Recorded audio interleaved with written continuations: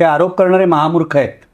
म्हणजे ते पत्रकार असतील, ते राजकारणी असतील किंवा बीजेपी वाले असतील, आणि ते देशद्रोही आहेत असं माझं म्हणणं आहे. दयामाया काही नव्हती, या देशामध्ये राज्य करतील या देशाचं वाटोळ होईल. मला शिव्या येतात याचं कारण हे आता माणुसकीची हद्द सोडून पुढे चाललेले आहेत. फडणवीस जर त्यांचं समर्थन करत असतील, मोदी जर समर्थन करत असतील, अमित शहा जर समर्थन करतील, त्यांनाही जेलमध्ये पाठवलं पाहिजे. 2 कोटी लोकांनी प्रतिसाद दिल्यावर त्याला असं वाटलं, अरे मला आता मैदानात उतरायला पाहिजे. तर मला खात्री होती की 20 तारखेचा जो मोर्चा आहे 20 जुलैचा, इथे काही अभद्र घडणार आहे आणि तेच घडलं. जंतर मंतरच्या 4ही बाजूंचे रस्ते जे होते ते खचाखच भरलेले होते. सोनम वांगचुकना कदाचित अटक केली नसती तर एवढी माणसं आली नसती. तर नरेंद्र मोदींनी सत्तेत राहण्याचा अधिकार गमावलेला आहे. मी ओरडत होतो, मी पत्रकार आहे, तू असं करू नकोस.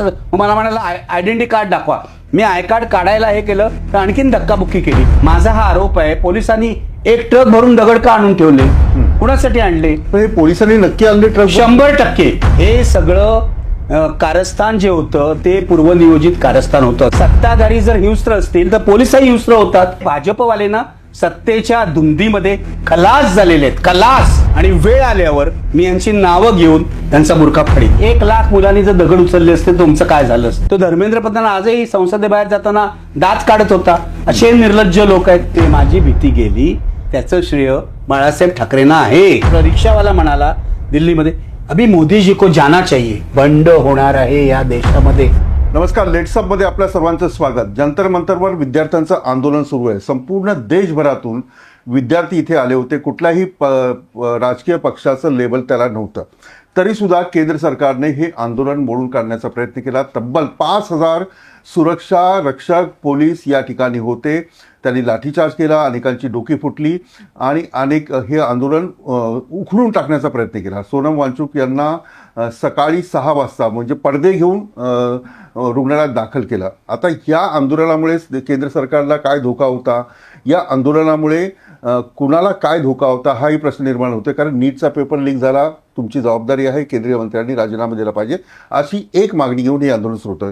या आंदोलनात 3 दिवस जे सहभागी झाले होते, ज्येष्ठ पत्रकार निखिल वागळे माझ्यासोबत आहे. एक एक क्षणाचा अनुभव मी जाणून घेणार आहे. हे आंदोलन कसं झालं, त्यांनी काय पाहिलं, कोण जबाबदार आहे, आणि या आंदोलनाच्या मागे दहशतवादी आहेत, आतंकवादी आहेत, पाकिस्तान आहे, अशा प्रकारचे अनेक प्रश्न जे आहेत ते उपस्थित होत आहेत. जी विद्यार्थी आहेत ते उत्तरं देतात. निखिलजी, सगळ्यात पहिला माझा प्रश्न आहे की तुम्ही जेव्हा पाऊल ठेवलं तिथे तुम्ही काय पाहिलं? म्हणजे त्याच्या आधी हे या आंदोलनाला कुठल्या तरी वेगळ्या शक्तीचा पाठिंबा आहे असा थेट आरोप केला जातो. हे आरोप करणारे महामूर्ख आहेत. म्हणजे ते पत्रकार असतील, ते राजकारणी असतील किंवा बीजेपी वाले असतील, आणि ते देशद्रोही आहेत असं माझं म्हणणं आहे. याचं कारण ज्यांना दिसत नाही की लाखो विद्यार्थी, 1 लाखावर तिथे विद्यार्थी होते, त्यांचं कोणत्याही राजकीय पक्षाशी काही बांधिलकी नव्हती, तरी ते तिथे आले. कोणाच्या कॉलवर? अभिजित दिपकेच्या, जो मोठा नेता नाही. अभिजित दलित आहे असं त्यांनी स्वतः सांगितलं होतं. तो बाबासाहेब आंबेडकरांना मानतो, जयभीमच्या घोषणा होत्या. माझं म्हणणं आहे, धर्म जाती पलीकडे जाऊन हे विद्यार्थी तिथे आले. जे ते ज्यांना दिसत नाहीत ना, ते ज्यांना दिसत नाही, माझं ऐकून घे, ते जसा आरोप करतात. आपण मीडियावाल्यांनी यांना एक्सपोज केलं पाहिजे. तर मीडियावाले तुमच्यासारखे प्रश्न विचारतात, हे देशद्रोही आहेत, हे आहेत. तुम्ही त्यांचं खंडन केलं पाहिजे. मीडियाला जनतेच बरोबर राहायला पाहिजे. मीडियानी हे दाखवलं पाहिजे. काल पोलिसांनी जे मारलं मुलांना अत्यंत अमानुषपणे, पोलिसांबरोबर गुंडही होते, त्यांना अशा प्रकारचं तोंडावर मास्क लावायचं कारण काय होतं? नेमप्लेट नव्हत्या. आणि मुलींच्या अशा मागून लाठ्या मारल्या, बॅटन्स होते ते मारले. अनेक मुलींची डोकं फुटली, मुलांची डोकं फुटली. म्हणजे यांना दयामाया काही नव्हती. आणि हे म्हणतात पाकिस्तानी होते, देशद्रोही होते. देवेंद्र फडणवीस आज म्हणतात, देवेंद्र फडणवीसांनी लाच सोडलेली आहे. त्यांच्या इतका मोदींनी इतका खलनायक, देवेंद्र फडणवीस इतका उपखलनायक, आणि अमित शहा सारखा तडीफार. मी तुम्हाला सांगतो, जेवढे दिवस या देशामध्ये राज्य करतील या देशाचं वाटोळ होईल. मी माझी शापोवाणीचा समजा, मी या देशाचा लोकशाही देशाचा एक नागरिक आहे, एक पत्रकार आहे. मी इतकं क्रूर सरकार बघितलं नव्हतं. सगळ्यात घाणेरडं सरकार. देवेंद्र फडणवीसला तर काही लाज शरम अब्रू राहिलेलं नाही. मुलांनी गोंधळ घातला. मला तोंडात तुला सांगतो, मी शिव्या ऐकाय, मला शिव्या येतात. मी काय बोलतो ऐक जरा. मला शिव्या येतात याचं कारण हे आता माणुसकीची हद्द सोडून पुढे चाललेले आहेत. मी सभ्यपणे वागतोय. देवेंद्र फडणवीसांनी त्याचा फायदा घेऊ नये याचं कारण मला पुरावा द्या. मी पुरावे देतो. यांनी एक ट्रक भरून दगड आणून ठेवले तिकडे. दगड कशासाठी आणले पोलिसांनी? पोलिसांसोबत आज व्हिडिओ आलेले आहेत, गुंड होते. हे गुंड कुठून आणले? पोलिसांवर माझं असं मत आहे, या पोलिसांवर केसेस झाल्या पाहिजेत. त्यांनी मुलींचे विनयभंग केलेले आहेत अशा प्रकारे मारून दिल्ली पोलीस कमिशनरवर केस झाली पाहिजे. यांना तुरुंगात पाठवलं पाहिजे. आणि फडणवीस जर त्यांचं समर्थन करत असतील, मोदी जर समर्थन करत असतील, अमित शहा जर समर्थन करतील, त्यांनाही जेलमध्ये पाठवलं पाहिजे असं माझं म्हणणं आहे. पण निखिल सर, एवढी वर्ष तुम्ही पत्रकारिता पाहताय, हे आंदोलन आणि यापूर्वीचं किसान आंदोलन असेल, जेपीचं आंदोलन असेल किंवा इतर जी काय आंदोलन झाली, त्याच्यामध्ये फरक काय मला सांगा? मी जेपींच्या आंदोलनापासून सगळी आंदोलनं पाहतोय. जेपींचं आंदोलन सुद्धा तरुणांच्या उद्रेकातून पुढे आलं. आता आजच्या लोकांना त्याचा इतिहास माहीत नाही, पत्रकार अभ्यास करत नाहीत. गुजरातमध्ये एका हॉस्टेलच्या मेसमध्ये चांगलं जेवण नव्हतं म्हणून ते आंदोलन सुरू झालं. त्याला राजकीय स्वरूप मिळालं. मुलांनी जेपींना बोलवलं नेतृत्व करायला. आणि ते चिमणभाई पटेल जे सरकार होतं काँग्रेसचं, ते गेलं गुजरातमधून. बिहारमध्ये अब्दुल गफूर अत्यंत करप्ट सरकार होतं, तेही गेलं. जेपींच्या आंदोलनाचा केवळ परिणाम बिहार आणि गुजरात पुरता राहिला नाही, ते राष्ट्रव्यापी झालं. सगळे पक्ष एकत्र आले काँग्रेस विरुद्ध. इंदिरा गांधींनी इमर्जन्सी लागू केली. सगळ्या पक्षाच्या प्रमुख नेत्यांना तुरुंगात डांबलं. इमर्जन्सी उठवल्यावर रॉच्या रिपोर्टप्रमाणे इंदिरा गांधींनी इमर्जन्सी उठवली. इंदिरा गांधींचा पराभव झाला.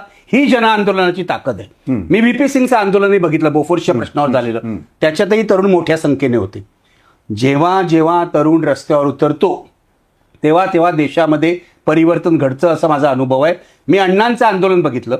अण्णांचे आंदोलन सुद्धा एवढे तरुण नव्हते. अण्णांच्या आंदोलनात सर्व प्रकारचे लोक होते. कुंभमेळा होता तो एक प्रकार. पॉलिटिकल लोकही होते त्याच्यामध्ये. पॉलिटिकल लोक म्हणजे बीजेपी पासून कम्युनिस्टांपर्यंत सगळे लोक लांबलेला मैदानात होते. इथे असं काही नव्हतं. इथे जी काल 1,00,000 मुलं आली याच्यातले 90% हे रॉ होते. यांचा कोणत्याही पक्षाशी संबंध नाही. आणि मी म्हटलं सर 50% मुली होत्या तिकडे. आणि मला सांग, कोणत्या आंदोलनात एवढ्या मोठ्या संख्येने बायका येतात? एक महाराष्ट्रातली म्हातारी वृद्ध बाई तिथे येऊन आंदोलनाला पाठिंबा बसली होती. तिच्याही काही समस्या आहेत, त्या सर्वांनी ऐकाव्या म्हणून. पण असे कुठून कुठून लोक आले होते. जम्मू पासून कन्याकुमारीपर्यंत महाराष्ट्रातल्या प्रत्येक भागातून, मराठवाडा, खानदेश, विदर्भ, मुंबई, पुणे सगळीकडून लोक आले होते. मी सांगतो, मी जेव्हा दिल्लीत गेलो, माझा अभिजितची आधीपासून संबंध आहे. 2018-19 पासून आमचा संबंध आहे. याचं कारण तो आम आदमी पक्षाचं काम करायचा, सोशल मीडियाचं. तो आम आदमी पक्षाचं बाकीचं काम नाही करायचं, सोशल मीडिया मॅनेज करायचा. आणि तो अतिशय एक्सपर्ट होता त्यामध्ये. तो मला सल्ला द्यायचा, सर ही पोस्ट आहे ती फेक आहे, ही रिपोस्ट करू नका वगैरे. त्यातून आम्हाला जरा कनेक्शन बनलं. त्यानंतर तो जेव्हा भारतात येणार होता, तो अमेरिकेत होता, तेव्हा मी त्याच्याशी बोललो. त्यांनी मला स्वतःला पहिल्यांदा सांगितलं, सर तुम्ही आंदोलनात सामील व्हा. मी त्याला काय, काँग्रेस जनता पार्टी स्थापन झाल्यानंतर भारतात त्यांनी पहिली पोस्ट टाकल्यानंतर त्याला 2 कोटीचा प्रतिसाद मिळाला. ही एक उपरोधात्मक पोस्ट होती. अजिबात त्यांनी ती पार्टी स्थापन करायची आहे, ऑर्गनायझेशन काढायची आहे यांनी केली नव्हती. आजही त्याची भूमिका क्लिअर आहे की मी काही राजकीय पक्ष नाही, मी आंदोलनाचा एक कार्यकर्ता आहे. आणि कॉक्रोच जनता पार्टी हा काय राजकीय पक्ष होणार नाही, आम्ही काय निवडणूक आयोगाकडे तो रजिस्टर करणार नाही वगैरे वगैरे. म्हणजे हे आंदोलनासाठी आहे. पण लोकांनी त्याला जो प्रतिसाद दिला, लोक म्हणायला लागले, तू काय अमेरिकेत बसून सगळं हे पोस्ट करतोयस, अमुक करतोयस, काय इंस्टाग्रामवर टाकतोयस. 2 कोटी लोकांनी प्रतिसाद दिल्यावर त्याला असं वाटलं, अरे मला आता मैदानात उतरायला पाहिजे. शेवटी मैदानातच उतरावं लागतं. मलाही त्यांनी बोलवलं, अनेकांना बोलवलं देशामध्ये. विश्वंभरला फोन गेला, असीमला गेला, तिथे संजय सिंगला फोन गेला, असे अनेक लोक. मी त्याला म्हटलं, बघ मी पत्रकार आहे, मी तुझ्या आंदोलनासोबत आहे, मी प्रत्येक जन आंदोलनासोबत गेल्या 40 वर्षात राहिलेलो आहे. मी तुझ्या मैदानावर येऊन व्यासपीठावर नेता म्हणून बसणार नाही, मी भाषण करणार नाही. मी माझ्या कव्हरेजच्या माध्यमातून मी तुम्हाला पाठिंबा देईन, कारण मला असं वाटतं तुमची भावना प्रामाणिक आहे, शिक्षण पद्धती सुधारण्याची आणि शिक्षण मंत्र्यांचा राजीनामा घेण्याची तुमची मागणी योग्य आहे, असं मी त्याला सुरुवातीला सांगितलं होतं. पण जसजसं आंदोलन पुढे गेलं, 1 महिन्याच्या वर या मुलांनी, 6 जूनला पहिलं आंदोलन झालं, 1 महिन्याच्या वर या मुलांनी आंदोलन चालवलं. हेच कौतुकाची गोष्ट होती, चिकाटी त्यांची. सरकारला काय वाटत होतं, हे आंदोलन मोडणार, आता काही महिन्यातच मोडणार, काही दिवसातच मोडणार. त्यानंतर 20 तारखेला त्यांनी पुन्हा तिथे धरणं सुरू केलं जंतर मंतरला सगळ्या राज्यात फिरून आल्यावर. 28 तारखेपासून मला वाटतं सोनम वांगचुक उपोषणाला बसले. आज त्यांचा 25वा दिवस आहे उपोषणाचा. त्यांना हॉस्पिटलमध्ये जवळजवळ स्थानबद्ध केलेलं आहे. त्यांनी उपोषण सोडलेलं नाही.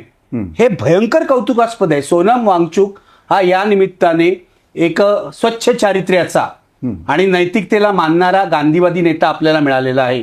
लडाखमधून तो आलाय सगळ्यात महत्वाचा. आजपर्यंत एकही नेता लडाखमधून आलेला नाही भारताचा. आता या उपोषणाच्या निमित्ताने सोनम वांगचुक यांनी ताकद सिद्ध केली. याआधी त्यांनी काय केलं होतं? याआधी ते एकदा लडाखहून दिल्लीत पदयात्रेने आले होते लडाखच्या स्वायत्ततेच्या मागणीसाठी. त्यानंतर लडाखमध्ये त्यांनी आंदोलन केलं 23 दिवसांचं. त्यानंतर त्याच्यामध्ये गुंड घुसवले सरकारनी आणि व्हायलन्स केला आणि यांना जेलमध्ये टाकलं. एकही पुरावा नव्हता म्हणून त्यांना सोडावं लागलं. ती सरकारची पहिली हार होती. तरी या मुख्य बहिऱ्या आंधळ्या सरकारला सोनम वांगचुक यांची ताकद कळली नाही. सरकारला वाटलं नाही जेलमधून सुटलेला माणूस उपोषण करेल. त्यांनी केलं आणि ते काय अभिजितने त्यांना बोलवलं नाही. ते स्वतःहून आले. ते म्हणाले तुम्ही कॉक्रोच जनता पार्टी काढली आहे. I am a honorary cockroach. मी सन्माननीय कॉक्रोच आहे म्हणून ते आले. सुरुवातीला ते बसले. आता उपोषणाला बसले. मध्ये कुठेतरी ते जागतिक कॉन्फरन्सला पण जाऊन आले. उपोषणाला बसले. त्यांच्या निमित्ताने सगळीकडे जागृती होत होती. प्रत्यक्ष जंतर मंतरवर सुरुवातीला गर्दी नव्हती. मग आपले हे गोदी मीडियावाले बडबडायला लागले गर्दी नाही गर्दी नाही गर्दी नाही. मला ही खात्री होती की माणसं जागी होत आहेत. मी का गेलो आता? तर मला खात्री होती की 20 तारखेचा जो मोर्चा आहे 20 जुलैचा इथे काही अभद्र घडणार आहे आणि तेच घडलं. लाठीचार्ज झाला. म्हणजे हे तुम्हाला एवढी आंदोलनं पाहिल्यानंतर कळलं की इथे काहीतरी होणार आहे. आणि मला एक फील घ्यायचा होता की आता जेन झी जे आहे तरुणांचं आंदोलन कसं असतं. कारण अलीकडच्या काळातलं गेल्या 12 वर्षातलं हे तरुणांचं पहिलं आंदोलन आहे. आम्ही किसान आंदोलन पाहिलं. आम्ही शाहीनबागचं आंदोलन पाहिलं. दोन्ही मोदींनी तोडायचा प्रयत्न केला. किसान आंदोलनामध्ये 1 वर्षात 700 शेतकरी मेले. हे आपल्या देशाने लक्षात ठेवायला पाहिजे. ज्यांनी देशातली अनेकांनी विवेकबुद्धी हरवली आहे म्हणून ते विसरत आहेत. मुद्दा असा आहे की मी तिथे गेलो. मी पाहिलं वातावरण. दर दिवशी गर्दी वाढत होती. अच्छा. दर दिवशी मी आधी रिपोर्टर्सशी बोललो जिथे हे करत होते. पहिले 15 दिवस काही गर्दी नव्हती.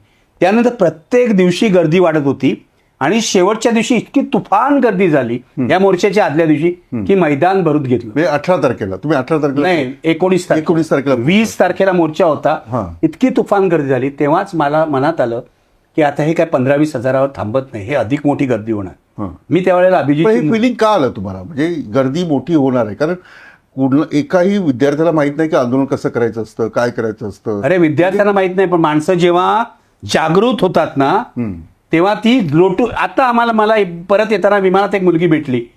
अशीच मुंबईतली एक उच्च मध्यमवर्गीय मुलगी होती. ती म्हणाली माझ्या खर्चाने आले.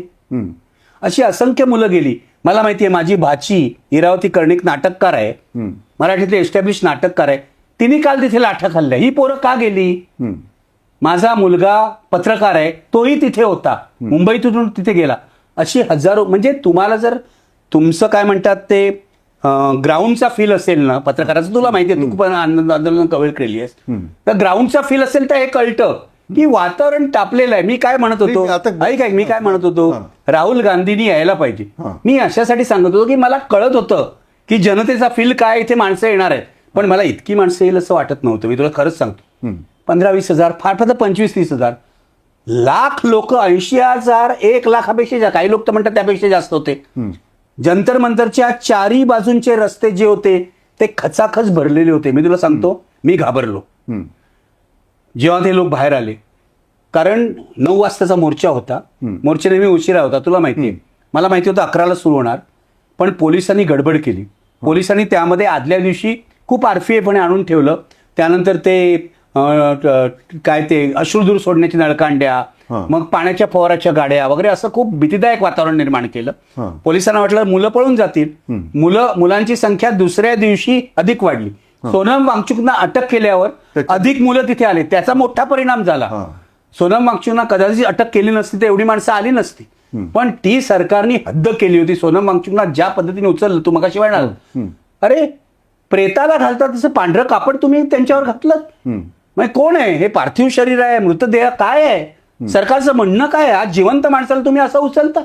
मला खरंच सांगतो तुला नरेंद्र मोदी हा नरभक्षक माणूस आहे असं मी गुजरात दंगलीच्या वेळेला लिहिलं होतं. ते आज खरं ठरलेलं आहे. हा नरभक्षकच आहे. याला माणुसकी नाही, याला काही कोणाशी आदर नाही. आणि मला असं वाटतं नरेंद्र मोदींनी सत्तेत राहण्याचा अधिकार गमावलेला आहे. हे फडणवीस तर फडतूस आहेत, त्यांना मी किंमतही देत नाही. तिथे मी काल जे पाहिलं ना, मी तुला सांगतो, माझ्यासारखा शांतताप्रिय माणूस, गांधी आंबेडकरांवर श्रद्धा ठेवणारा माणूस, काल माझंही डोकं भिरभिरलं. कशा प्रकारे अत्याचार, असा अत्याचार आपण महाराष्ट्रात फारसा पाहिलेला नाही. दिल्लीचे पोलीस हे गुंड आहेत, हिंस्त्र आहेत, हे लक्षात घे. आणि कोर्टात जायलाच पाहिजे. एकाने तर मलाच पकडलं. एका मुलाला मारत होता डीसीपी, त्याचं नाव आहे सचिन शर्मा. मी त्याला सांगितलं तुझी टेम्पलेट दाखव. त्याचे जॅकेट होतं. मग त्यांनी जॅकेट काढलं. तो म्हणाला तू कोण आहेस? तर मी त्याला सांगितलं मी पत्रकार आहे. तू का मारतोयस त्या मुलाला विनाकारण? तू काही सूचना नाही दिलीस, अनाउन्समेंट नाही केलीस आणि लाठीचार्ज करतोय, असं करू नकोस. तर मी मध्ये पडलो. तर मला असं पकडलं त्यांनी आणि मी ओरडत होतो मी पत्रकार आहे, तू असं करू नकोस. मग मला म्हणाला आयडेंटिटी कार्ड दाखवा. मी आय कार्ड काढायला हे केलं तर आणखीन धक्काबुक्की केली. एवढ्यात काय झालं तुला सांगतो, 10-12 युट्यूबर्स आले हे आपले मोबाईल घेऊन शूट करायला माणसं आल्या म्हटल्यावर कदाचित हा घाबरला किंवा पाऊल मागे घेतलं आणि मला नाही सॉरी मैं जर्नलिस्ट को हात नाही लगाऊंगा आणि मला सोडलं. पण त्या मुलगा वाचला ना, तो ज्याला तो लाठी मारणार करतो. तर अशी अवस्था होती. पत्रकार, माझा जो कॅमेरामन होता, माझा जो फोटोग्राफर होता ऋषी मोरे, ह्याला तर इतकं बेदम मारलं, पोटात लागलं, पाठीवर लागलं, हात तुटलाय त्याचा, हाताला फ्रॅक्चर झालेला आहे, आता हात बांधून ठेवलेला आहे आणि 8 दिवसांची विश्रांती सांगितलेली आहे. कोण जबाबदार आहे? हॉस्पिटलाइज केलेलं आहे. मला सांगा, मला सगळं जाणून घ्यायचं आहे. मी केंद्र सरकारच्या बाजूने नाही, मी कोणाच्या बाजूने नाही, कोणाच्या तरी बाजूने असायला हवं. मी अत्याचाराच्या बाजूनी बाजूनी आहे. सत्य काय मी तुला सांगतोय, सत्य जाणून. नाही तुम्ही भूमिका घेत नाही विलास. नाही मी घेतो भूमिका घे. पोलीस अत्याचार चूक आहे अशी भूमिका करणं हीच माझी भूमिका आहे. आणि तुझी काही भूमिका असो, माझं एकच म्हणणं आहे, तू कोणी असो, तुझं काय विचारधारा काही असो, पोलीस अत्याचार वाईट आहे, ही तर मी तोच प्रश्न तुम्हाला विचारतो. केंद्रामध्ये नरेंद्र मोदीचं सरकार आहे आणि सरकार म्हणजे अमित शहा गृहमंत्री आहेत, इकडे देवेंद्र फडणवीस तुम्ही नाव घेता मुख्यमंत्री आहेत. मला सांगा, एवढा मोठा मॉब आणि पोलीस यंत्रणा, म्हणजे खरी जबाबदारी पोलीस यंत्रणेची, तिथल्या पोलीस अधीक्षकाची, त्या सगळ्या याची, की या सगळ्या मॉबला कंट्रोल केलं पाहिजे. तुम्ही किसान आंदोलन बघा, शेतकऱ्यांचं आंदोलन बघा, ते म्हणजे हे व्हायलन्स का होत आहे या सगळं मोदीला कळत नाहीये. वरतून असतात, नाही ऑर्डर वरतून असतात. मोदी आणि अमित शहा तडीपार माणूस आहे, तो गुन्हेगारी प्रवृत्तीचा माणूस आहे, तोच ऑर्डर देतो मोदीच्या संमतीने. दोघं दुग्गल आहे. नाही पण चिघळणार आहे आणि चिघळायलाच पाहिजे होतं त्यांना वाटलं होतं की पोरं हिंसा करतील. मी तुला सांगतो, दोन्ही बाजूला, रस्त्याच्या चारही बाजूला, मेट्रो स्टेशनवर 1 लाख मुलं शांततेत बसली होती. फक्त एक गट गेला तिकडे संसदेवर धावून, 1000 मुलांचा गट. बाकी इथे बाकीची मुलं शांत बसली होती, दिवसभर शांत बसली होती. मी होतो तिकडे. अच्छा, दिवसभर म्हणजे काही लोक बसून होते इथे, बसून म्हणजे ट्रकवर होते ना हे सगळे, ट्रकवर होते ना हे लोक. अभिजित दिपके, प्रकाश राज, तुमचा भीम आर्मीचा चंद्रशेखर आझाद वगैरे ट्रकवर होते. ट्रक पुढे चालला होता आणि त्याच्या पाठून मुलं जात होती. दुसऱ्या बाजूने, दुसऱ्या रस्त्यावरही मुलं येऊन त्याला मिळत होती. मुद्दा असा आहे, या ट्रकचा माईक यांनी बंद केला, या लोकांना मारलं, प्रकाश राजला मारलं, अभिजितला मारलं, शबानाला धक्काबुक्की केली, गीतांजली जी बायको आहे सोनमची, त्यांना धक्काबुक्की केली, केस ओढले असंही म्हटलं. केसही ओढले. त्यानंतर ते 4ही टायर फोडून टाकले पोलिसांनी, पंक्चर केला तो ट्रक, ड्रायव्हरला अटक केली. आणि हे सगळं शूट आहे, हे पुरावे आहेत. त्या मुंबई तकच्या अनुजाने हे सगळं शूट केलंय, ती घुसली त्याच्यामध्ये आणि शूट केलं. बाकी फारसे तिकडे ऑफिशियल मीडियाचे कॅमेरामन नव्हते तिकडे, पण युट्यूबर्स खूप होते. आज सगळी दृश्य आलेली आहेत बघितलं तर. मुद्दा असा आहे की पोलिसांचा काय विचार होता, आपण बॅरिकेड्स लावल्या म्हणजे ही मुलं गप्प बसतील, एवढी चिडलेली मुलं आहेत, याला संसदेकडे जायला द्यायला पाहिजे होतं. संसदेपासून काही अंतरावर तुम्ही अडवलं तर समजू शकतो. पोलिसांना इथे पेटवापेटवीच करायची होती. माझा हा आरोप आहे, पोलिसांनी एक ट्रक भरून दगड का आणून ठेवले, कुणासाठी आणले? पोलिसांनी नक्की आणले ट्रक? 100%. दिल्लीमध्ये पुरावे आहेत, मुलांनी पुरावे गोळा केलेले आहेत. त्यानंतर मी म्हणतो तरी मास्क लावून साध्या म्हणजे सिव्हिल ड्रेसमधली माणसं काठ्या घेऊन का मारत होती? ही कोण आहेत? हे RSSचे आणि बीजेपीचे गुंड होते का? चौकशी झाली पाहिजे ना. हे सगळा जो व्हायलन्स झाला काल, आता हा फडणवीस म्हणतो की हा व्हायलन्स जो आहे तो या लोकांनी केला, म्हणजे सीजेपी वाल्यांनी केला. हा व्हायलन्स माझा असा आरोप आहे, याचे पुरावे आहेत. हा पूर्णपणे पोलिसांनी स्पॉन्सर केलेला होता. आम्ही बघितलेलं आहे, पोलिसांनी गाडीच्या काचा फोडलेल्या, पोलीस दगड मारत होते, फोटो अवेलेबल आहेत, व्हिडिओ अवेलेबल आहेत, पोलीस दगड मारत होते. हे सगळं कारस्थान जे होतं ते पूर्वनियोजित कारस्थान होतं असं मला वाटतं. आणि मी समोर बघतोय, म्हणजे तिथे 9 वाजल्यापासून संध्याकाळी 5-6 वाजेपर्यंत, जोपर्यंत हे शिष्टमंडळ परत नाही आलं तोपर्यंत मी तिथे होतो. त्यांनी अनाउन्समेंट केली आणि मी गेलो. मुलं इतकी शांत होती आणि पाणी बंद केलं. त्यांच्या हातात पाण्याच्या बाटल्या होत्या मुलांच्या, त्या संपल्या. मग एकमेकाला पाणी कुठून तरी आणून देत होती. डबे ज्या मुलांनी आणले होते ते खाणे वाटत होते. इतकी सभ्यपणे ही जेन्स ही वागरत होती. मला आश्चर्य वाटलं. काही म्हणजे व्हायरल झालाच नाही विद्यार्थ्यांकडून? मला माहित नाही. मी जो व्हायलन्स बघितला तो पोलिसांनी केलेला आहे. विद्यार्थ्यांकडून झाला असेल, या विद्यार्थ्यांकडून दाखवा या विद्यार्थ्यांनी केलाय. एक सुद्धा व्हिडिओ, काही व्हिडिओ असे आहेत की विद्यार्थी दगडफेक करतात, ते कुठले? कोण विद्यार्थी आहेत ते? विद्यार्थी नाही, तेच मी सांगतोय, ते पोलिसांची माणसं आहेत. आज व्हिडिओ आलेले आहेत. हे सगळं तुझे बोलतोयस नाही, प्रश्न विचारतो, मला विलास आश्चर्य वाटतं. नाही, मला हे सगळं भाजपचं म्हणणं आहे. तुम्ही भाजपच्या बाजूने बोलताय का? मग you verify and come to me. मी वेळ घालवणार नाही माझा, मी आधीच सांगतोय. तुम्ही व्हेरीफाय करा आणि माझ्याकडे या. पत्रकारांनी भाजपच्या बाजूने प्रश्न त्या ठिकाणी तुम्ही व्हेरीफाय केलं का?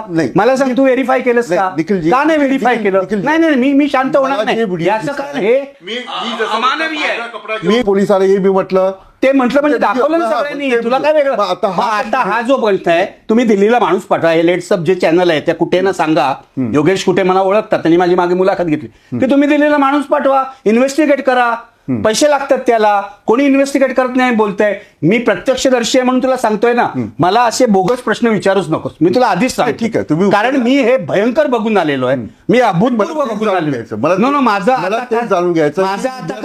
राग का चढतोय? तुझ्यावर नाही राग, माझा राग हे अत्याचारी लोकांवर आहे, हा बीजेपी वाल्यांवर आहे, या खोटं बोलणाऱ्या मोदी, अमित शहा. मोदी तर काल पळून गेला ना पार्लमेंटमधून, माहितीये ना, मोदी पळून गेले. मी यांना आदरार्थी बोलतोय ना, हाच माझा सभ्यपणा आहे. बाहेर काढलं त्यांना संरक्षण वाढवलं, बाजूनी बाहेर काढलं, पळून गेले. आज राहुल गांधी रस्त्यावर उतरले, प्रियांका गांधी रस्त्यावर उतरले, शरद पवार आले. काय होतं ह्या देशात? काहीतरी बदल, जमाना बदल रहा है, एवढंच तुला सांगतो. तू राग मानू नको. पण ही धग मी काल पाहिली ना, पोरांचे हाल पाहिले आहेत. या सगळ्या पोरांचे हाल मी पाहिलेले आहेत. छोट्या छोट्या मुलींचे हार पाहिले आहेत. त्यांना मारलंय पोलिसांनी अमानुषपणे. यांच्यावर अत्याचाराचे गुन्हेच दाखल केले पाहिजेत. पण मला माहित नाही, आपल्या देशातली कोर्ट सुद्धा आता ना बहुसंख्य कोर्ट्स विकली गेलेली आहेत. तेव्हा न्याय मिळणार नाही. न्याय कधी मिळेल? सत्ता उलथून पाडल्यावर. तेव्हा एकमेव काम आहे भारतीय नागरिकांपुढे मोदीची सत्ता उलथून पाडणं.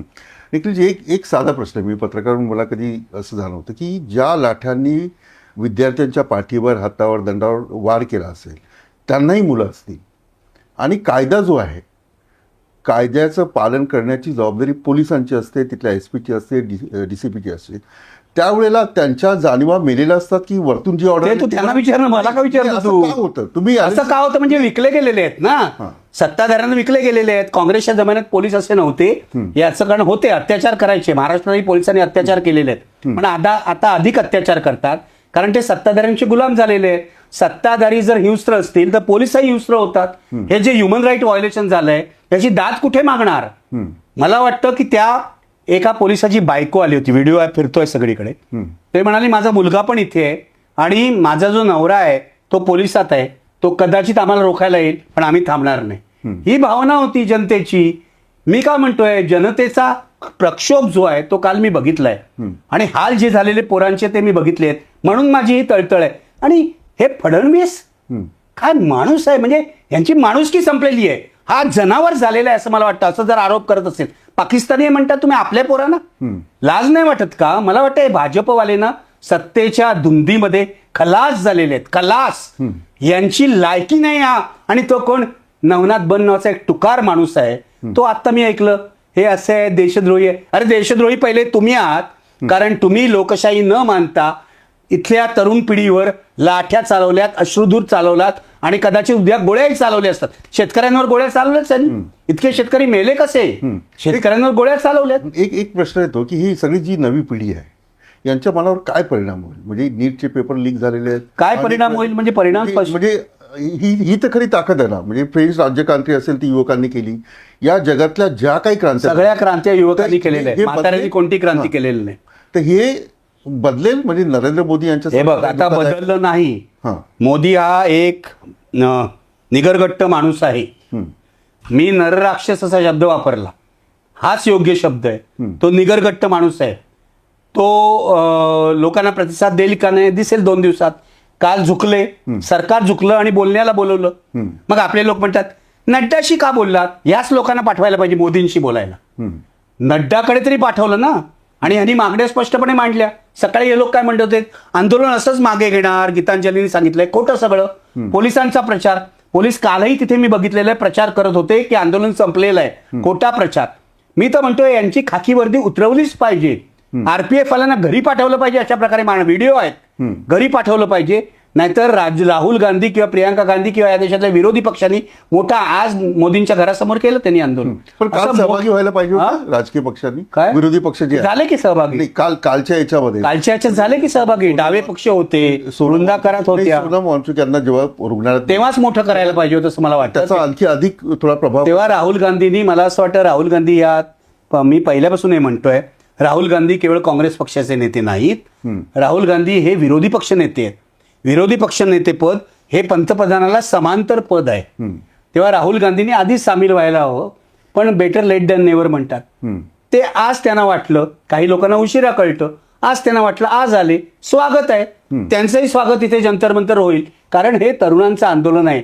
हे कोणत्या पक्षाचं स्वार्थी आंदोलन आहे. मी तुला 100% सांगतो, हे जे सगळे आरोप आहे ना, जे काय तथाकथित करतात, काही बीजेपी वाले करतात, काही काँग्रेसवालेही करतात. मी अनुभव घेतलेला आहे आयुष्यामध्ये ट्रोल्सचा. आता काँग्रेसवालेही आरोप करतात या आंदोलनावर. हो, ते म्हणतात नाही बीजेपीने स्पॉन्सर आरोप आहे, किंवा बीजेपी वाले म्हणतात हे काँग्रेसचा आहे. हे असं काही कारस्थान वगैरे नाहीये. मी अभिजितला ओळखतो, त्याच्या सहकार्यांना ओळखतो. त्यांच्या सहकार्यामध्ये सौरव दास नावाचा एक चांगला पत्रकार आहे, ज्यांनी उत्तम बातम्या दिल्या आहेत कायदेविषयक. मुद्दा असा आहे, हे जे आरोप करतात ना ते भंपक लोक आहेत किंवा लबाड आहेत. जसं महाराष्ट्रात बीजेपी समर्थन करायला एक भाऊ आहे, तसे हे काँग्रेसचं समर्थन करायला दुसरे भाऊ निर्माण झालेले आहेत. आणि माझा असा गंभीर आरोप आहे, हे सगळे पेड जर्नलिस्ट आहे. आणि वेळ आल्यावर मी यांची नावं घेऊन यांचा बुरखा फाडीन. एवढंच तुला आज सांगतो. आज मी जास्त बोलत नाही, मला उगाच विषय डायव्हर्ट नाही करायचा. कारण हे क्षुल्लक आहेत. यांनी आयुष्यात कधी धड पत्रकारिता केलेली नाही. आणि जेव्हा पत्रकारिता करायला लागले तेव्हा काय भानगडी केल्या हे मला माहिती आहे. मला माहिती आहे. हेच मी यांना सांगतोय, सावध व्हा, नाहीतर तुमचे बुरखे पाडायला वेळ लागणार नाही. हे असे भंपक लोक आहेत. काय करायचं आपण? हे आंदोलन धर्मेंद्र प्रधान यांचा राजीनामा घेतल्याशिवाय राहील की चालत राहील? काय आता तरी मानसिकता काय प्रत्येकाची कोणाची असते? मुलांची, विद्यार्थी नाही. मुलं टिकतील. मुलांना काल तर जाऊन संसदेवर धक्का द्यायचा होता. मी बघितलं, मुलांची जिद्द मोठी आहे. 4 मुलांना शांत बसा म्हणून सांगावं लागत होतं सतत, आणि तर ती शांत बसली. आता हे जे बीजेपीवाले म्हणतायत ना, लक्षात घ्या, 1 लाख मुलांनी जर दगड उचलले असते तर तुमचं काय झालं असतं? आज 4 गाड्या जर फुटल्या टिपिकल, त्या बहुसंख्य पोलिसांनी फोडलेल्या आहेत. आणि तुम्हाला जर वाटत असेल मुलांनी फोडल्या तर दाखवा पुरावे आणि कारवाई करा. पण मुलांनी फोडलेली नाही. यांनी मेट्रो रेल्वे बंद केली काल, महत्वाची स्टेशन सगळं जॅम करून ठेवलं, जॅमर्स लावले. इतकं सगळी दडपशाही केलेली आहे. मला असं वाटतं आता या सीजेपी वाल्यांनी लोकांना सांगितलं, त्या नड्डाला सांगितलेलं आहे की पहिली मागणी काय, सोनम वांगचुक यांच्या उपोषणाबद्दल त्यांनी चालू ठेवलेलं आहे. त्यांच्या मागण्या मान्य करा. लडाखविषयी मागणी आहे. दुसरं म्हणजे धर्मेंद्र प्रधान यांचा राजीनामा घ्या. आणि तिसरं म्हणजे 21 विद्यार्थ्यांनी ज्या आत्महत्या केल्या त्यांना प्रत्येकी 1 कोटी रुपये कॉम्पन्सेशन द्या. आता या मागण्या फार काय कठीण आहेत असं मला वाटत नाही. सरकारने मानायचं की नाही, सरकारच्या संवेदनशीलता अवलंबून आहे. तो धर्मेंद्र प्रधान आजही संसदेबाहेर जाताना दात काढत होता. असे निर्लज्ज लोक आहेत. काय आहे, आपण कोणत्या लायकीचे मंत्री करतोय, कोणाचे निवडतोय? मी तुला खरंच सांगतो आणि आज गंभीरपणे सांगतो की या आंदोलनात जर सरकारने प्रतिसाद दिला नाही तर या देशामध्ये नेपाळपेक्षा भयंकर पुनरावृत्ती होऊ शकते. हे मी सांगतो. काय सरकारला करायचं ते करून घ्या, पण हे स्पष्टपणे सांगितलं पाहिजे. कारण हे नालायक सरकार आहे, राज्यातलं आणि केंद्रातलं संवेदना शून्य सरकार आहे. इथे शेतकऱ्यांवर अत्याचार होतो, तिथेही शेतकऱ्यांवर अत्याचार होतो. इथे विद्यार्थ्यांना, आता मुंबईमध्ये काय 15 दिवस लावलं ना त्यांनी, संचारबंदी लावली, तारखेपासून ते 3 ऑगस्ट पर्यंत संचारबंदी लावली. मग काय संचारबंदी अशी लावता तुम्ही, काय तुमच्या कोणाचं राज्य आहे? म्हणजे खरं तर बापाचं राज्य आहे का असं म्हणायला हवं, पण मला फार सभ्यपणे बोलावं लागतं. मी तुला सांगतो, तुम्ही हे शब्द वापरता निखिलजी, तुम्हाला भीती नाही वाटत सरकार मला तर कधी माझी भीती मेली आहे त्याचं श्रेय बाळासाहेब ठाकरे नाही. नरभक्षक घेतले काही त्याचं श्रेय मी काय ऐकतच नाहीच माझं. हे तुम्हाला कधी असं वाटत नाही, माझी भीती गेली त्याचं श्रेय बाळासाहेब ठाकरेंना आहे. या सगळं माझ्यावर 79 साली पहिला हल्ला केला, त्यानंतर दुसरा हल्ला झाला, तिसरा झाला, चौथा झाला, 5वा झाला, त्यानंतर परवा म्हणजे 24 म्हणजे फेब्रुवारी 24 मध्ये पुण्यात माझ्यावर विश्वंभर आणि असीम सरोदेवर हल्ला झाला. अरे इतके हल्ले करून तुम्ही मारू शकत नाही, याचा अर्थ मी जगावं असं कुणाला तरी वाटतं नाही ना. ज्यांचा ईश्वरावर विश्वास आहे त्यांनी म्हणावं ईश्वराला वाटतंय. मला असं वाटतं मला जगवण्याचं काम कोण करतंय? फुले, शाहू, आंबेडकर, शिवाजी महाराज यांचं तत्वज्ञान करतंय. महापुरुषांच्या आरत्या करून फक्त चालत नाही, तत्वज्ञान जे असते. आज मला हे येत आहेत, मेसेज येत आहेत की इतके दिवस आम्ही तुम्हाला ट्रोल केलं, आज आम्हाला खंत होते. याचा अर्थ काय? याचा अर्थ बीजेपी वाले सुद्धा बदलत आहेत. बीजेपीमध्ये फूट पडलेली आहे, लक्षात घे. आता सुद्धा नितीन गडकरी, राजनाथ सिंग यांचं म्हणणं होतं की आपण या मुलांशी जाऊन बोलायला पाहिजे. अमित शहा आणि मोदींचा विरोध होता म्हणून हे सगळं झालेलं आहे. तेव्हा खलनायक जर असतील, महाखलनायक हे शहा आणि मोदी आहेत, हे लक्षात घ्या. म्हणजे आता भाजपमध्येच 2 गट झालेले आहेत भाजपमध्ये. भाजपमधल्या नेमस्त लोकांना असं वाटतं की या मुलांशी बोलायला पाहिजे, संवाद करायला पाहिजे. मोदी शहाना वाटतंय दडपशाही सगळं. आंतरराष्ट्रीय स्तरावर याचा काय परिणाम होईल? हो, जात आहे ना, झालाच ना.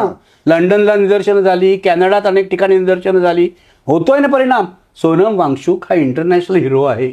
ते सायंटिस्ट म्हणून त्यांना अनेक अवॉर्ड मिळाले आहेत, UNOचे पण अवॉर्ड मिळालेले आहेत. याचे पडसाद इंटरनॅशनल स्तरावर झालेले उपटलेले आहेत. आणि मोदींची आणि मोदी सरकारची आंतरराष्ट्रीय बदनामी झालेली आहे. उगाच हे विदेश दौरे करतात आणि सगळं शोबाजी करतात, काही उपयोग नाही. तुम्ही देशातल्या लोकांशी वाईट वागता, तुम्ही लोकशाही धाब्यावर बसवता. माझं तर स्पष्ट म्हणणं आहे विलास, मी तुला सांगतो, अगदी प्रेमाने सांगतो, ही माणसं नाहीत, ही पशु आहेत, ही जनावरं आहेत. लोकांनीच निवडून दिलं ना त्यांना. लोकांनी निवडून दिलं होतं 14ला, 19ला, 24ला कमी झाल्या जागा, 240 वर आले, बहुमत मिळालं नाही भाजपला. नंतरच्या प्रत्येक निवडणुकीत त्यांनी मॅनिप्युलेट केलेलं आहे. महाराष्ट्र मॅनिप्युलेट केला, हरियाणा मॅनिप्युलेट केलं, पश्चिम बंगाल मॅनिप्युलेट केलं SIRच्या निमित्ताने. मॅनिप्युलेशन करून जे निवडणुका जिंकतात, माझं म्हणणं आहे चला निवडणूक आयोगाला बाजूला करा, कारण निवडणूक आयोग यांच्या खिशात गेलेला आहे. इंडिपेंडंट बॉडीने खऱ्या अर्थाने आणि निवडणुका घ्या आता 2 महिन्यात घ्या, 6 महिन्यात घ्या, कोण जिंकतं बघूया. पण हे सगळं निवडणुकामध्ये घोळ घालून जिंकतायत. आणि मोदीला हा पुतीन आहे, मोदी हा भारताचा पुतीन आहे, लक्षात घ्या. रशियामध्ये पुतीननी जसं विरोधकांना खतम केलं तसंच मोदींनी आता विरोधकांना खतम करण्याची प्रक्रिया चालू केलेली आहे. ED CBIचा वापर करून ते करतायत. आता तरुण मुलांना खतम करण्याचा धंदा त्यांनी चालू केलेला आहे. उलटणार ज्या हुकुमशहाच्या डोक्यामध्ये सत्ता जाते, एक दिवस जनता त्याच्या विरुद्ध बंड करते. माझे शब्द लिहून ठेव, बंड होणार आहे या देशामध्ये.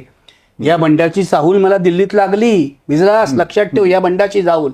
आणि ही मुलं कोण होती? वेगवेगळ्या देशातून जी मुलं आली होती त्यांच्यामध्ये सगळ्या राज्यातून अंगार पेटला की हे खूप अंगार पेटलेला आहे. मी बघितला तो अंगार, अनुभव घेतला. आणि सगळ्यात मला काय आनंद वाटतो माहितीये, ही शांतकार राहिली मुलं. आणि ती घोषणा काय देत होती, जय जय जय जय जय भीम, इन्किलाब जिंदाबाद. म्हणजे बाबासाहेबांवर श्रद्धा आहे ना त्या मुलांची, याच्यापैकी अनेकांची. जय भीम ही घोषणा फक्त दलितांची राहिली नाही या आंदोलनामध्ये. जय भीम ही सार्वत्रिक घोषणा झाली. जो तरुण बाबासाहेबांवर श्रद्धा ठेवतो तो तरुण घटनेच्या चौकटीतच काम करतो. आज फडणवीस खोटं बोलतायत, भाजपवाले खोटं बोलतायत. म्हणजे तो बन वगैरे आहे ना, तो इतका किरकोळ आहे की त्याची मला दखलही घ्यावीशी वाटत नाही. म्हणजे तो इतका किळसवाणा आणि हे आहे, तो फडणवीसांनी सांगतो म्हणून हे सगळं करतोय प्रवक्ता म्हणून. तर त्याला केवळ माफ न त्याचे आईबापच करू शकतात. इतका तो अपराधी आहे का जरा. तर माझं म्हणणं इतकं आहे, इतकं होऊन जर म्हणजे माणसं जागी झाली आहेत. मी अनुभव घेतोय, रस्ते अनुभव घेतोय. माझा टॅक्सीवाला म्हणाला, रिक्षावाला म्हणाला दिल्लीमध्ये, अभी मोदी जी को जाना चाहिए. काय भावना आहे ही भावना दिल्लीमध्ये? मला सामान्य लोकांमध्ये जाऊन बोला. पण निखिलजी मला सांगा की 2014 नंतर आलेले हे सरकार किंवा नरेंद्र मोदी प्रधानमंत्री म्हणून आले, प्रत्येक निवडणुकीला हिंदू मुस्लिम असेल, राम मंदिर असेल, असे असे वेगळे मुद्दे येतात जे म्हणजे विद्यार्थ्यांचे प्रश्न आहेत, रोजगाराचा प्रश्न आहे, इतर जे प्रश्न आहेत ते बाजूला राहतात आणि बरोबर आहे. जाती धर्माच्या नावावर येतं. हे कसं जाईल? पण इथे पहिल्यांदा कसं शिक्षणाचा झालं? प्रश्न आला ना, यावेळेला पहिल्यांदा शिक्षणाचा प्रश्न आणला ना. हा राम मंदिराचा प्रश्न नाही, हा हिंदू मुसलमान प्रश्न नाही, या सगळ्यावर मात करून कॉक्रोच जनता पार्टीने शिक्षणाचा मुद्दा आणला. हा महत्वाचा आहे ना. 21 मुलांनी आत्महत्या केल्या रे. मला ते आपल्या पोरांसारखे दिसत. तुझी माझी पोरं उद्या जर आत्महत्या करतील तर आपण वेडे होऊ ना. असे काल एक तो बाप आला होता, एका मुलीने आत्महत्या केली, तो रडत होता. मी तुला खरंच सांगतो काय त्यांची अवस्था आहे. हे देशाच्या पंतप्रधानाला थोडं जरी मन असतं ना तरी तो जागा झाला असता, त्याला काहीतरी वाटलं असतं. हे भयंकर आहे, मी तुला सांगतो. पण याच विद्यार्थ्यांनी मतदान केलं ना. पण आता नाही करणार ना. काल मोदी विरुद्ध घोषणा, काय घोषणा होते त्या मी तुला सांगतो. जब जब मोदी डरता है पुलिस को आगे करता है, ही एक घोषणा होती. मोदी सरकार चले जाओ, ही एक घोषणा होती. याचा काय अर्थ होतो? देशभरातून आलेली मुलं या घोषणा देतात आणि आता ह्या लोक जे घाबरलेले आहेत, भाजपवाले आणि मोदी सरकारमधले लोक, म्हणून या अफवा पसरवतायत, हे लक्षात घे. आणि मीडियाच्या माध्यमातून हे करतायत, कारण बहुसंख्य मीडियावाले हे गोदी झालेले आहेत, भ्रष्ट झालेले आहेत, विकले गेलेले आहेत. अपवाद आहेत, तुझ्यासारखे अपवाद आहेत, आपल्या रवी आंबेकर सारखे अपवाद आहेत, राजदीप सरदेसाई सारखे अपवाद आहेत. ती काल ही होती त्याच्यात अनुजा, तिच्यासारखे अपवाद आहेत. किंवा आमचे जे मित्र आता दिल्लीत आहेत बीबीसीचे, त्यांच्यासारखे अपवाद आहेत. पण बहुसंख्य मीडिया या लोकांनी विकत घेतलाय. त्यामुळे आज लाठीचार्ज झाल्यावर सगळ्या मीडियाने दाखवलेलं आहे. कळलं? जसा आमच्यावरचा हल्ला दाखवला ना, मीडियाला व्हायलन्स आवडतो, त्यामुळे मीडियाने दाखवलेलं आहे. माझं या संपादकांना म्हणणं आहे, विवेक जागवा यार तुमचा. किती दिवस असे सत्तेच्या पुढे लाचार होऊन राहणार? आपली कमिटमेंट कोणाशी आहे? पत्रकारांची. ही केवळ लोकांशी आहे, जनतेशी आहे. जागे व्हा यार. हे बघ, माझं काय, आता माझी करिअर एवढी झाली 40-45 वर्ष. आता मी युट्यूबवरून बोलतोय. प्रचंड प्रतिसाद मला गेल्या काही दिवसात मिळतोय. एक व्हिडिओ माझा 2-2 लाख 3-3 लाख झालेला आहे. इलेक्शनच्या काळातच एवढे जातात 7-8 लाख, तसे प्रतिसाद मिळतोय. माझं म्हणणं आहे, युट्यूबर्सनी चालवलं ना हे आंदोलन, युट्यूबर्सनी मोठं केलं. तुम्ही गोदी मीडियावाले कोणी नव्हतात, हे लोक नव्हते. आता हे लेट्स अप, मी आता बघितली तुमची योगेश कुटेची एक पोस्ट बघितली, त्यांनी सुंदर पोस्ट लिहिलेली आहे. माझं म्हणणं आहे, एक सोडून द्या मेडस्ट्रीम मीडिया, आपणच पुढे जनतेचा आवाज मोठा करू. तुम्ही लेट्स अप, मी सुद्धा, किंवा इतर लोक आहे, आपला प्रशांत कदम आहे, किंवा सोहित मिश्रा आहे, रवीश कुमार आहे, हे सगळे आपण मिळून पत्रकारिता जिवंत ठेवूया. एवढीच माझं तुम्हाला कळकळीचं आव्हान. खूप खूप धन्यवाद निखिलजी, आपण वेळ दिल्याबद्दल. पण जंतर मंतरवर नेमकं काय झालं, 3 दिवसाचा अनुभव जो आहे, ज्येष्ठ पत्रकार निखिल बागडे यांच्याशी मी शेअर केला. मी आज जरा तापलो, माझ्या भावना जरा उद्दीपित झाला. ऐक ना, मला नाही म्हणजे ते योग्यच होतं, कारण मी जे बघितलंय ना ते भयंकर आहे. मी तुला सांगतो, जेव्हा कोवळ्या तरुण तरुणींना अशा प्रकारे मारलं जातं ते भयंकर आहे. त्यामुळे माझा संताप जो होता, दिल्लीत मी कोणाशी बोललो नव्हतो, दिल्लीतून काही लोकांशी बोललो, मुलाखती दिल्या, पण आज प्रत्यक्ष तू समोर आल्यावर माझा संताप अधिक त्याचा स्फोट झाला. यामुळे कोणाच्या भावना दुखवल्या असतील तर माझी काही हरकत नाही, पण माझ्या ज्या भावना आहेत त्या प्रामाणिक भावना, एवढंच तुला सांगतो. बिलकुल तुम्हाला अधिकार आहे तो, पण टीका करताना तुम्ही जेवढी टीका कराल तेवढं ते समोरच्यासाठी चांगलं असतं. टीका सकारात्मक घेतली पाहिजे. पण माझी तुम्हाला एक सूचना आहे की जे शब्द आहेत ते संसदीय वापरावे. नाही नंतर एक मिनिट, हे कापायचं नाही तुम्ही या मुलाखतीतलं. बिलकुल कापणार. माझ्यातला एकही शब्द असंसदीय सिद्ध करून दाखवा. एकही शब्द. नरभक्षक मी म्हटलंय मोदींना. नरभक्षक हा शब्द असंसदीय नाही. पंतप्रधान असताना नरभक्षक पंतप्रधान असेल तर त्याला म्हणणं असंसदीय नाही. हीच तुमची पत्रकारिता सुधारा यार. ठीक आहे. कृपया पत्रकारिता सुधारा. तुम्हाला सुद्धा जागा होण्याची गरज आहे. आणि हे कापायचं नाही. बिलकुल नाही. मी बघणार आहे इंटरव्ह्यू. हे कापायचं नाही. तुम्हाला सुद्धा जर संसदीय आणि असंसदीय, मी भिकारचोट नाही ना म्हटलं, जसं रोज संजय राऊत म्हणतो. मी एकही शिवी दिलेली नाही. नरभक्षक पंतप्रधानांना म्हटलं तर तो मुलांचा जीव घेत असेल तर तो नरभक्षकच आहेत. I stand by my word, हे लक्षात ठेवा. बिलकुल. तेव्हा तू स्वतःची मतं ह्याच्यावर देऊ नको. तू स्वतंत्र मुलाखत दे आणि दे. तुमची मतं ती मी बिलकुल कट नाही करणार. अजिबात एक शब्द सुद्धा कट करायचा माझ्या आयुष्यामध्ये योगेश कुटेंना सांग, संपादक आहेत तुमचे, माझ्या मुलाखतीतला एकही शब्द मी कधी कट केला संपादकांना सांग. सगळ्या मुलाखती. पण तू नरभक्षक संसदीय वापरावा, हे you should apologise. You should apologise. मी सगळे संसदीय शब्द वापरलेले आहेत. माझे शब्द प्रबोधनकारांसाठी आक्रमक असतील, पण यामध्ये गैर काही नाही. So you accept this point and end the interview. म्हणजे एवढ्या विद्यार्थ्यांचा बळी गेल्यानंतर एक संताप काय हा असतो? हे वगैरे बरोबर आहे. निखिल वागळेकडून मी जाणून घेण्याचा प्रयत्न केला, पण मी घेतलेल्या मुलाखतीमध्ये एकही शब्द कधीही कापला जाणार नाही. Very good. काप नाही आणि गेलाही नाही. त्यामुळे मी दोन्ही बाजू- धन्यवाद. मी सध्या आता मी खूप शांत झालोय. माझी सगळी मनातली भूमिकेमध्ये आग बाहेर आलेली आहे. मी माझं मत जेव्हा व्यक्त करेल तेव्हा तेव्हा तू स्वतंत्रपणे कर ना, निखिल मी काय वागळेकरांचं म्हणतोय. मत असू शकतं. नेमकं काय तू भूमिका घ्यायची माझी इच्छा आहे. निखिल वागळे यांनी हे खूप ज्येष्ठ पत्रकार आहेत. त्यांच्या नजरेमध्ये एक धार आहे, त्यांच्या अरे. शब्दामध्ये एक धार आहे, त्यांच्या विचारामध्ये एक धार आहे आणि ती पुरोगामी आणि सेक्युलर महाराष्ट्राला पुढे नेण्याची धार आहे.